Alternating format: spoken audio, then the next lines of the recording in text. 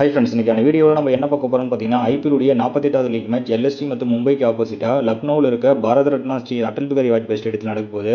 இந்த ஸ்டேடியத்தில் இந்த ரெண்டு டீம் பிளேயர் யாரெல்லாம் நல்லா பெர்ஃபார்ம் பண்ணியிருக்காங்க, யாரெல்லாம் அதிக விக்கெட் எடுத்திருக்காங்க, யாரெல்லாம் அதிக ரன் அடிச்சிருக்காங்க, இந்த ஸ்டேடியத்தில் லாஸ்ட்டாக நடந்த 6 ஐபிஎல் மேட்சுடைய கம்பேரிசன் ரிப்போர்ட், அது மட்டும் இல்லாமல் இந்த ஸ்டேடியத்தில் அதிக விக்கெட் எடுத்த விக்கெட் டேக்கருடைய டைப் தான் பார்க்க போகிறோம். வாங்க வீடியோக்குள்ளே போகலாம். ஃபர்ஸ்ட் இந்த ஸ்டேடியத்துடைய ஐபிஎல் ரெக்கார்டு எப்படி இருக்குது அப்படின்ற டீட்டெயில் பார்த்தலாம். இந்த ஸ்டேடியத்தில் மொத்தமாக 13 ஐபிஎல் மேட்ச் நடந்திருக்கு. அதில் ஃபர்ஸ்ட் பேட்டிங் எடுத்தவங்க 6 மேட்ச் வின் பண்ணியிருக்காங்க, செகண்ட் பேட்டிங் எடுத்தவங்க 6 மேட்ச் வின் பண்ணியிருக்காங்க, ஒரு மேட்ச் 100 ரன்ல முடிஞ்சிருக்கு. ஸ்டேடியத்துடைய ஹையஸ்ட் இன்னிங் டோட்டல் 199 இருக்குது, லோவஸ்ட் இன்னிங் டோட்டல் 108 இருக்குது. இதே ஸ்டேடியத்தில் 177 ரன்னை சேஸ் பண்ணி வின் பண்ணியிருக்காங்க. இந்த ஸ்டேடியத்துடைய ஆவரேஜ் ஃபர்ஸ்ட் இன்னிங் ஸ்கோர் 161 இருக்குது, ஆவரேஜ் செகண்ட் இன்னிங் ஸ்கோர் 141 இருக்குது. அடுத்து இந்த ரெண்டு டீமுடைய ஐபிஎல் ஹெட்வேட் ரெக்கார்டு எப்படி இருக்குது அப்படின்னு டீட்டெயில் பார்த்துக்கலாம். இந்த ரெண்டு டீம் மொத்தமாக 4 ஐபிஎல் மேட்ச் முடிச்சிருக்காங்க. அதில் லக்னோ 3 மேட்ச் வின் பண்ணியிருக்காங்க, மும்பை 1 மேட்ச் வின் பண்ணியிருக்காங்க. அடுத்து இந்த ஸ்டேடியத்தில் லாஸ்ட்டாக வந்த 6 ஐபிஎல் மேட்சுடைய கம்பேரிசன் எப்படி இருக்குது அப்படின்ற டீட்டெயில் பார்த்துக்கலாம். மொத்தமாக 6 மேட்ச்சில் 3 மேட்ச் செகண்ட் பேட்டிங் எடுத்த டீம் வின் பண்ணியிருக்காங்க, 3 மேட்ச் ஃபர்ஸ்ட் பேட்டிங் எடுத்த டீம் வின் பண்ணியிருக்காங்க. அதே போல் ஸ்பீட் பவுலர் மொத்தமாக 41 விக்கெட் எடுத்திருக்காங்க. அவங்க ஃபர்ஸ்ட் இன்னிங்ஸில் 21 விக்கெட் எடுத்திருக்காங்க, செகண்ட் இன்னிங்ஸில் 18 விக்கெட் எடுத்திருக்காங்க. ஸ்பின் பவுலர் மொத்தமாக 19 விக்கெட் தான் எடுத்திருக்காங்க. அவங்க ஃபர்ஸ்ட் இன்னிங்ஸில் 10 விக்கெட் எடுத்திருக்காங்க, செகண்ட் இன்னிங்ஸில் 30 விக்கெட் எடுத்திருக்காங்க. இந்த 6 ஐபிஎல் மேட்ச் நம்ம கம்பேர் பண்ணி பார்க்கும்போது இதில் ஸ்பீட் பவுலர் தான் அதிக விக்கெட் எடுத்திருக்காங்க அப்படின்றது நம்மளுக்கு தெளிவாக தெரியுது.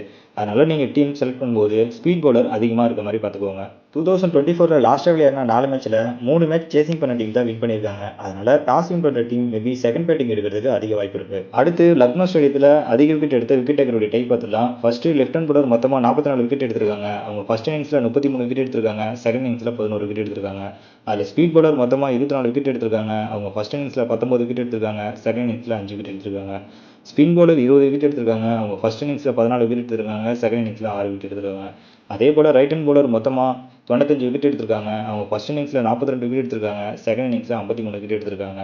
ஸ்பீட் பவுலர் அதில் 58 விக்கெட் எடுத்திருக்காங்க. அவங்க ஃபர்ஸ்ட் இன்னிங்ஸில் 23 விக்கெட் எடுத்திருக்காங்க, செகண்ட் இன்னிங்ஸில் 35 விக்கெட் எடுத்திருக்காங்க. ஸ்பின் பவுலர் மொத்தமாக 37 விக்கெட் எடுத்திருக்காங்க. அவங்க ஃபர்ஸ்ட் இன்னிங்ஸில் 19 விக்கெட் எடுத்திருக்காங்க, செகண்ட் இன்னிங்ஸில் 18 விக்கெட் எடுத்திருக்காங்க.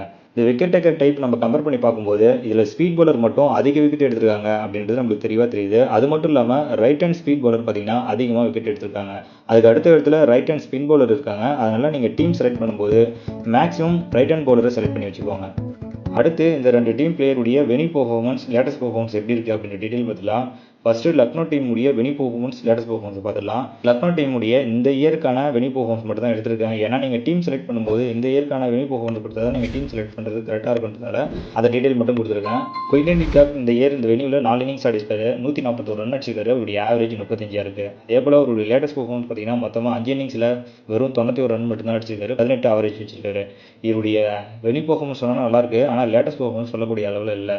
கேஎல் ராகுல் இந்த வெளியில் மொத்தமாக 4 இன்னிங்ஸ் ஆடிருக்காரு இந்த இயர், அதில் 53 ஆவரேஜ் வச்சிருக்காரு. அவருடைய லேட்டஸ்ட் பெர்ஃபார்மன்ஸ் பார்த்தீங்கன்னா மொத்தம் 5 இன்னிங்ஸில் 222 ரன் அடிச்சிருக்காரு, 44 ஆவரேஜ் வச்சிருக்காரு. இவருடைய வினி பெர்ஃபார்மன்ஸும் நல்லாயிருக்கு, லேட்டஸ்ட் பெர்ஃபார்மன்ஸும் நல்லாயிருக்கு. ஹையஸ்ட் பதவி பார்த்தீங்கன்னா 4 இன்னிங்ஸில் 101 ரன் அடிச்சிருக்காரு. அவருடைய லேட்டஸ்ட் பெர்ஃபார்மன்ஸ் பார்த்தீங்கன்னா மொத்தமாக 5 மேட்ச்சில் 177 ரன் அடிச்சிருக்காரு. அவருடைய ஆவரேஜ் 35 இருக்குது. மார்க்கஸ் ஸ்டோயினிஸ் பார்த்தீங்கன்னா இந்த வெனியில் 4 இன்னிங்ஸ் ஆடிருக்காரு, 93 ரன் அடிச்சிருக்காரு, 2 விக்கெட் எடுத்திருக்காரு. அதே போல் அவருடைய லேட்டஸ்ட் பெர்ஃபார்மன்ஸ் பார்த்தீங்கன்னா மொத்தமாக 5 இன்னிங்ஸில் 200 ரன் அடிச்சிருக்காரு, 2 விக்கெட் எடுத்திருக்காரு. தீபக் கூட இந்த வெனியில் 2 இன்னிங்ஸ் ஆடிருக்காரு, 60 ரன் அடிச்சிருக்காரு. அதே போல் அவருடைய லேட்டஸ்ட் பெர்ஃபார்மன்ஸ் பார்த்தீங்கன்னா மொத்தமாக 4 இன்னிங்ஸில் 85 ரன் அடிச்சிருக்காரு, விக்கெட் எதுவும் எடுக்கல. நிக்கோலஸ் பூரன் இந்த வெனியில் 2 இன்னிங்ஸ் ஆடிருக்காரு, 108 ரன் அடிச்சிருக்காரு. அவருடைய லேட்டஸ்ட் பெர்ஃபார்மன்ஸ் மொத்தமாக 5 இன்னிங்ஸில் 113 ரன் அடிச்சிருக்காரு, ஒரு ஆவரேஜ் 22 இருக்குது. இவருடைய வெனி பெர்ஃபார்மன்ஸ் நல்லாயிருக்கு, ஆனால் லேட்டஸ்ட் பெர்ஃபார்மன்ஸ் சொல்லக்கூடிய அளவில் இல்லை. குருநாள் பாண்டியா பார்த்தீங்கன்னா இந்த வெனியில் 2 இன்னிங்ஸ் ஆடிருக்காரு, 63 ரன் அடிச்சிருக்காரு, 5 விக்கெட் எடுத்திருக்காரு. அதே போல் அவருடைய லேட்டஸ்ட் பெர்ஃபார்மன்ஸ் பார்த்தீங்கன்னா மொத்தமாக 4 மேட்ச்சில் 52 ரன் அடிச்சிருக்காரு, 5 விக்கெட் எடுத்திருக்காரு. இவருடைய வெனி பெர்ஃபார்மன்ஸும் நல்லாயிருக்கு, லேட்டஸ்ட் பெர்ஃபார்மன்ஸும் நல்லாயிருக்கு. ரவி பிஷ்னாய் பார்த்தீங்கன்னா இந்த வெனியில் 2 இன்னிங்ஸ் ஆடிருக்காரு, 4 விக்கெட் எடுத்திருக்காரு. அதே போல் அவருடைய லேட்டஸ்ட் பெர்ஃபார்மன்ஸ் மொத்தமாக 3 மேட்ச்சில் 3 விக்கெட் எடுத்திருக்காரு. யாஷ் தாகூர் மொத்தமாக இந்த வெனியில் 2 இன்னிங்ஸ் ஆடிருக்காரு, 8 விக்கெட் எடுத்திருக்காரு. அவர் லாஸ்ட்டாக விளையாடினா 5 மேட்ச்சில் மொத்தமாக 9 விக்கெட் எடுத்திருக்காரு. இவருடைய வெனி பெர்ஃபார்மன்ஸும் நல்லாயிருக்கு, லேட்டஸ்ட் பெர்ஃபார்மன்ஸும் நல்லாயிருக்கு. இவரை நீங்கள் செலக்ட் பண்ணலாம். மயாங்க் யாதவ் இந்த வெனியில் 3 இன்னிங்ஸ் ஆடிருக்காரு, 3 விக்கெட் எடுத்திருக்காரு. ஒரு லாஸ்ட்டாக விளையாடின 2 மேட்ச்சில் 3 விக்கெட் எடுத்திருக்காரு.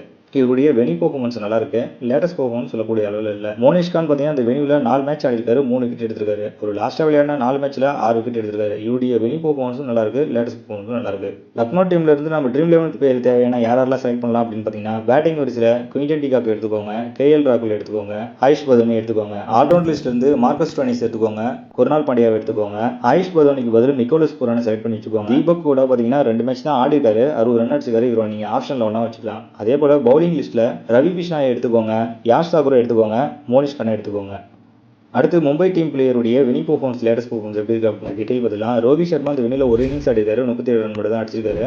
அவருடைய லேட்டஸ்ட் பெர்ஃபார்மன்ஸ் மொத்தமாக 5 மேட்ச்சில் 93 ரன் அடிச்சிருக்காரு. அவருடைய ஆவரேஜ் 39 இருக்குது. அவர் லாஸ்ட்டாக விளையாடின 2 மேட்ச்சில் சொல்லக்கூடிய அளவில் அடிக்கல, ஆனால் அடுத்த மேட்ச் பெர்ஃபார்ம் பண்ணுறதுக்கு அதிக வாய்ப்பு இருக்குது. இஷான் கிஷன் இந்த வெனியூவில் ஒரு இன்னிங்ஸ் ஆடிருக்காரு, 59 ரன் அடிச்சிருக்காரு. அவர் லாஸ்ட்டாக விளையாடின 5 மேட்ச்சில் மொத்தமாக 120 ரன் மட்டும் தான் அடிச்சிருக்காரு. அவருடைய ஆவரேஜ் 24 இருக்குது.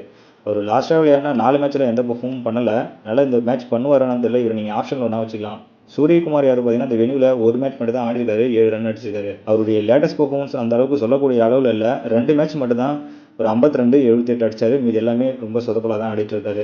அடுத்து திலக் வர்மா பார்த்தீங்கன்னா அந்த வெனியூவில் எதுவும் ஆடலை. அவருடைய லேட்டஸ்ட் பெர்ஃபார்மன்ஸ் பார்த்தீங்கன்னா ரொம்ப நல்லாவே இருக்குது. மொத்தமாக 5 மேட்ச்சில் 211 ரன் அடிச்சிருக்காரு. அவருடைய ஆவரேஜ் 42 இருக்குது. ஹர்திக் பாண்டியா இந்த வெனியூவில் ஒரு இன்னிங்ஸ் ஆடிருக்காரு, 66 ரன் அடிச்சிருக்காரு. அவருடைய லேட்டஸ்ட் பெர்ஃபார்மன்ஸ் பார்த்தீங்கன்னா மொத்தமாக 5 மேட்ச்சில் 89 ரன் அடிச்சிருக்காரு, 3 விக்கெட் எடுத்திருக்காரு. ஆல்ரவுண்டர் லிஸ்ட்டில் இவர் நீங்கள் ஆப்ஷனில் ஒன்றா வச்சுக்கலாம். டீம் டேவிட் மொத்தமாக ஒரு இன்னிங்ஸ் ஆடிருக்காரு, 32 ரன் அடிச்சிருக்காரு. அவருடைய லேட்டஸ்ட் பெர்ஃபார்மன்ஸ் மொத்தமாக 5 மேட்ச்சில் 112 ரன் மட்டும் தான் அடிச்சிருக்காரு, 28 ஆவரேஜ் வச்சிருக்காரு. இவருடைய வெனி பெர்ஃபார்மன்ஸும் நல்லா இல்லை, லேட்டஸ்ட் பெர்ஃபார்மன்ஸும் நல்லா இல்லை. முகமது நபி இந்த வெனியூவில் எதுவுமே ஆடலை. அவருடைய லேட்டஸ்ட் பெர்ஃபார்மன்ஸ் பார்த்தீங்கன்னா மொத்தமாக 3 மேட்ச் ஆடிருக்காரு, வெறும் 30 ரன் மட்டும் அடிச்சிருக்காரு, ஒரே ஒரு விக்கெட் மட்டும் தான் எடுத்திருக்காரு. இவருடைய வெனி பெர்ஃபார்மன்ஸ் எப்படி இருக்குன்னு தெரியல. லேட்டஸ்ட் பெர்ஃபார்மன்ஸ் சொல்லக்கூடிய அளவில் இல்லை. நேகல் வதிரா பார்த்தீங்கன்னா ஒரு இன்னிங்ஸ் ஆடிருக்காரு இந்த வெனியூவில், 16 ரன் அடிச்சிருக்காரு. அவருடைய லேட்டஸ்ட் பெர்ஃபார்மன்ஸ் மொத்தமாக 2 மேட்ச்சில் 53 ரன் மட்டும் தான் அடிச்சிருக்காரு. லாஸ்ட்டாக விளையாடின மேட்ச்சில் 4 ரன் மட்டும் தான் அடிச்சிருக்காரு. பும்ரா அந்த வெனியூவில் எதுவும் பவுல் பண்ணல. அவரோட லேட்டஸ்ட் பெர்ஃபார்மன்ஸ் பார்த்தீங்கன்னா மொத்தமாக 5 மேட்ச்சில் 9 விக்கெட் எடுத்திருக்காரு. இவருடைய பெர்ஃபார்மன்ஸ் எப்பவுமே நல்லா தான் இருக்கும். அதனால் நீங்கள் விராட் கோலி பார்த்தீங்கன்னா அடுத்த மேட்ச் ஆடுறதுக்கு அதிக வாய்ப்பு இருக்குது. இவர் இந்த வெனியூவில் எதுவுமே ஆடலை. ஒரு லாஸ்ட்டாக விளையாடின 5 மேட்ச்சில் 9 விக்கெட் எடுத்திருக்காரு. நுவான் துஷாரா லாஸ்ட் 2 மேட்ச் ஆடிருக்காரு, ஆனால் விக்கெட் எதுவும் எடுக்கல.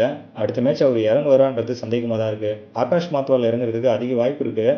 ஏன்னா வேறு எந்த பிளேயரும் நல்லா பெர்ஃபார்ம் பண்ணல. அவர் லாஸ்ட்டாக விளையாடினா 4 மேட்ச்சில் 2 விக்கெட் எடுத்திருக்காரு. மும்பை டீம் பிளேயர்லேருந்து நம்ம யாரெல்லாம் செலக்ட் பண்ணலாம் அப்படின்னு பார்த்தீங்கன்னா ரோஹித் சர்மா, இஷான் கிஷன், திலக் வர்மா, சூரியகுமார் யாதவ், ஆல்ரவுண்டர் லிஸ்ட்டில் ஹர்திக் பாண்டியா, முகமது நபி, பவுலிங் லிஸ்ட்டில் பும்ராவை எடுத்துக்கோங்க, ஜெரால்ட் கோஸ்டை எடுத்துக்கோங்க. பியூ சாவ்லா இருந்தார்னா அவரை செலக்ட் பண்ணி வச்சுக்கோங்க. நாம் கொடுத்துருக்க அந்த பேருடைய லிஸ்ட்டு பார்த்தீங்கன்னா வெனி பெர்ஃபார்மன்ஸும் லேட்டஸ்ட் பெர்ஃபார்மன்ஸும் நல்லா இருந்தால் மட்டும் தான் அந்த பிளேயர் நம்ம செலக்ட் பண்ணி கொடுத்துருக்கோம். இது தவிர வேறு எந்த பிளேயர் நல்லா பெர்ஃபார்ம் பண்ணுவாங்க அப்படின்னு நீங்கள் நினைக்கிறீங்களோ அந்த பிளேயரை நீங்கள் செலக்ட் பண்ணி வச்சுக்கோங்க. தேங்க்யூ.